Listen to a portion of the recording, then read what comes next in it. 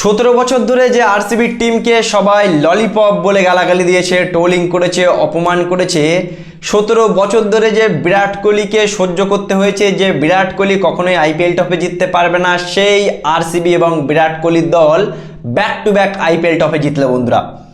গুজরাট টাইটান্সকে হারিয়ে 2026 সালের আইপিএল জিতে গেল বন্ধুরা বিরাট কোহলির আরসিবি। শুধু তাই না, Chennai super king 2010-11, Mumbai Indians 2019-20 পর মানে তৃতীয় টিম হিসেবে আরসিবি তাদের ট্রফিটা ডিফেন্ড করলো।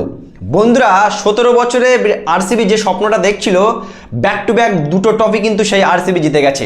একটা সময় যারা বলতো আরসিবি জীবনে ট্রফি জিততে পারবে না, দেখতে দেখতে সেই আরসিবির হাতে দুটো ট্রফি চলে এসেছে।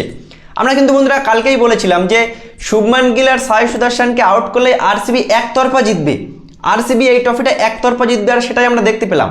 আর সত্যি কথা বলতে আরসিবি ডিজার্ভ করে এই ট্রফিটা, তার কারণ বাদবাকি 9টা টিমের পারফরমেন্স ছেড়ে দাও, শুধুমাত্র আরসিবির পারফরমেন্সটা তোমরা দেখো।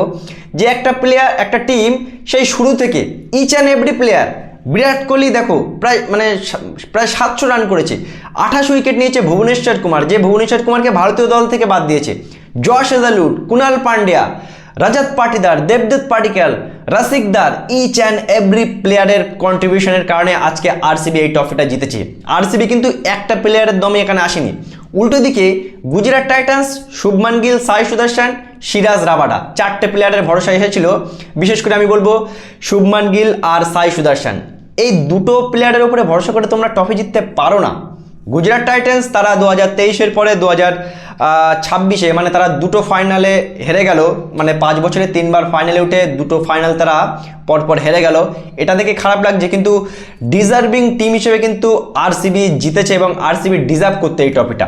বিরাট কোহলি ডিজার্ভ করতো, যে বিরাট কোহলি 17 বছর ধরে অপেক্ষা করেছে, নিজে ক্যাপ্টেন্সি করেছে 9 বছর, তাও জিততে পারেনি। কিন্তু সেই রজত পাটিদারের হাত দ্বারাই বিরাট কোহলির স্বপ্ন 2025-এর পর 2026-ও আরসিবি চ্যাম্পিয়ন হয়েছে ওয়ান্স এগেন। আরসিবি ডিজার্ভ করতো বলে আরসিবি জিতেছে এবং কংগ্রাচুলেশন আরসিবি টিম।